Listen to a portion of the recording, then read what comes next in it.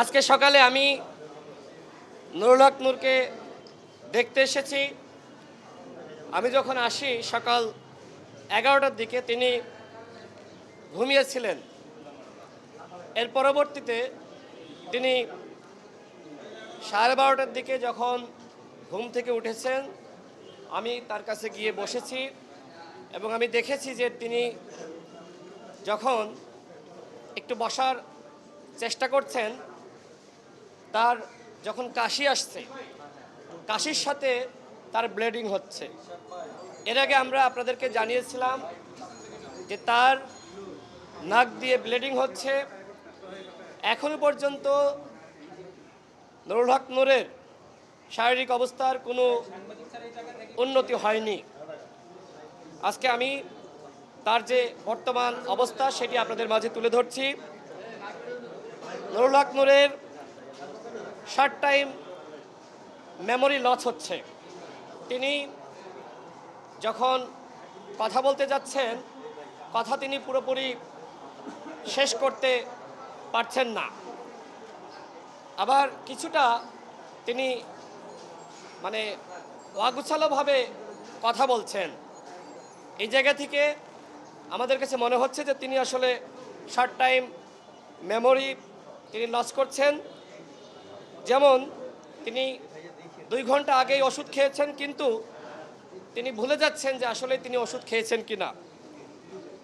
এছাড়া তিনি যখন কথা বলছেন তখন কথার মধ্যেই অনেকটা ঘুমিয়ে পড়ছেন।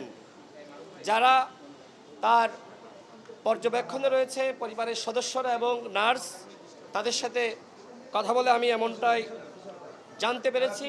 এবং নুরুল হক নূর যখন ওয়াশরুমে যাচ্ছেন বা ঘুম থেকে উঠে তিনি নাস্তা করবেন, নাস্তা বলতে তাকে তো আসলে শক্ত খাবার খাওয়ানো যাচ্ছে না, তরল খাবার। তিনি নিজের পায়ের উপরে ভর দিয়ে দাঁড়াতে পারছেন না, অর্থাৎ তার নিজের দেহের উপরে নিজের ব্যালেন্স নাই।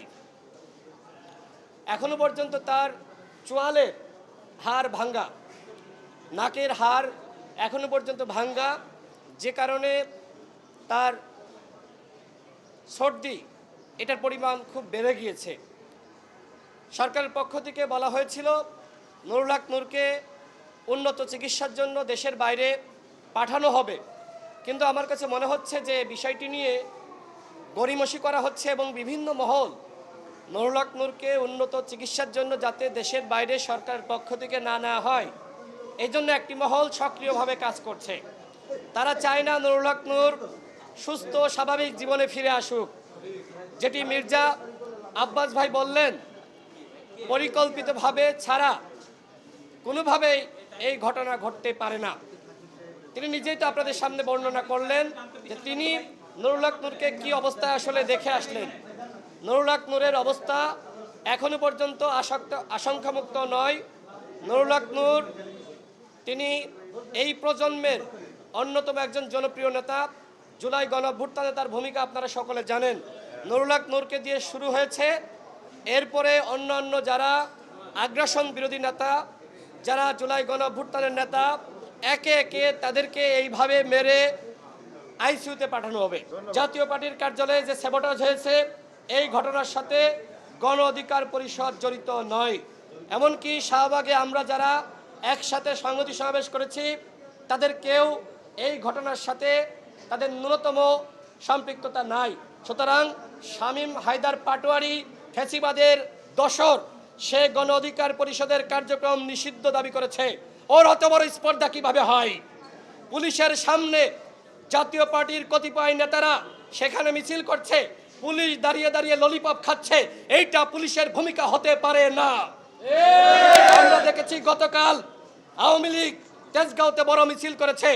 সরকার যদি, প্রশাসন যদি, আর্মি, র্যাব, বিজিবি এবং যারা যৌথ বাহিনীতে রয়েছে পুলিশ, তারা যদি এই আওয়ামী লীগকে প্রতিহত না করে, আমরা ধরে নিব সরকারের একটি মহল, প্রশাসনের একটি মহল এই আওয়ামী লীগকে প্রোটেকশন দিয়ে মাঠে নামাচ্ছে।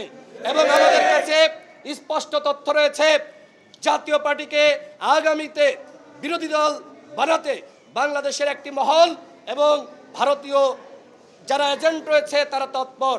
স্পষ্ট ঘোষণা, বাংলাদেশে আগামী থেকে সরকারি দল হবে, কে বিরোধী দল হবে এদেশের জনগণ সিদ্ধান্ত নিবে। প্রশাসনের কেউ, গোয়েন্দা সংস্থার কেউ, সরকারের কেউ, এমনকি ভারতের কেউ এ বিষয়ে ন্যূনতম নাক গলাতে পারবে না।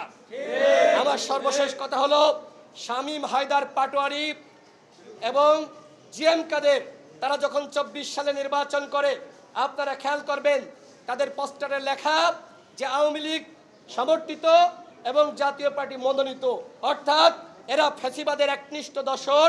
বাংলার মাটিতে জাতীয় পার্টি কোনো রাজনীতি করতে পারবে না, আগামীতে নির্বাচনে অংশ নিতে পারবে না, এইটা আমাদের স্পষ্ট বক্তব্য। আমরা এর মানে এই নয় এই গণতান্ত্রিক আন্দোলন আমরা কোনো স্যাবোটেজের পর্যায়ে নিয়ে যাব। জাতীয় পার্টির কার্যালয়ে যারা হামলা করেছে সেই হামলা অগ্নিসংযোগের সাথে গণ অধিকার পরিষদের ন্যূনতম সম্পর্ক সংশ্লিষ্টতা নাই। সুতরাং শামীম হায়দার পাটোয়ারি গণ অধিকার পরিষদকে যে নিষিদ্ধ দাবি করেছে, আমি সরকারকে বলবো ফ্যাসিবাদের এই দশরকে আগামী 24 ঘন্টার মধ্যে গ্রেপ্তার করতে হবে। জিএম কাদেরকে গ্রেপ্তার করতে হবে। রাশেদ খান মেনন, হাসানুল হক ইনু গ্রেপ্তার হয়েছে, কিন্তু এখনো পর্যন্ত জিএম কাদের কেন গ্রেপ্তার হচ্ছে না? ভারতের অনুগত দাস ভারত থেকে ফিরে এসে বলেছে সে ভারতের অনুমতি ছাড়া কি আলোচনা হয়েছে, কার সাথে আলোচনা হয়েছে বলতে পারবে না। সুতরাং এই অনুগত দাসকে এই বাংলাদেশের আধিপত্য বিরোধী শক্তি কোনো রাজনীতি করতে দিবে না। সর্বশেষ কথা হলো, আজকে আমাদেরকে নানানজন নানানভাবে দোষারোপ করছে। কথা ক্লিয়ার, এই সব দোষারোপ করে কোনো কাজ হবে না। এই ফ্যাসিবাদের বিরুদ্ধে, ফ্যাসিবাদের দোসরদের বিরুদ্ধে যে লড়াই শুরু হয়েছে, এই লড়াই যতক্ষণ না পর্যন্ত এই ফ্যাসিস্ট এবং তার দোসরদের বিনাশ হবে, গণ অধিকার পরিষদ রাজপথে থাকবে। কেউ রাজপথে থাকুক আর না থাকুক, আমরা ইনশাল্লাহ এদেশের জনগণকে সাথে নিয়ে রাজপথে থাকব। কেউ ফ্যাসিবাদকে এবং তার দোসরকে রক্ষা করতে আসবেন না। যদি কেউ রক্ষা করতে আসেন, তাদের পরিণতি কিন্তু ওই হাসিনার মতন হবে। বাংলার মাটিতে ফ্যাসিবাদ এবং তার দোসরদের কোনো ঠাঁই হবে না।